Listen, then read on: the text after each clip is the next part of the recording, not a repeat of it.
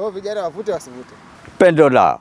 Lakini si nimekuambia changamoto sana. Kama umeamka na wazazi wako, shukuru sana kwa huyu bado yuko na chinga kubwa.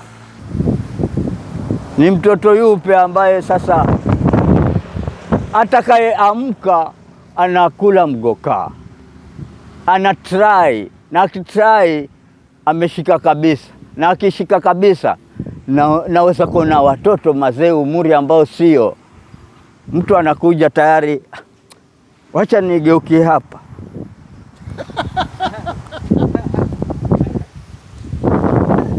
ameshizika. Yeye anataka awe yuko na pesa tayari na hana pesa. Lakini sasa mzee, unajua sasa unaposema bangi inafanya kama kwa janja. Mimi kuna rafiki yangu alikuwa anavuta kila siku. Alafu utafuta siku. Akiongea kitu akieleweki. Vitu anaongea huwezi elewa. Si anaenda huko kwa uchizi. Kwa hiyo bangi inafanya kama kwa uchizi.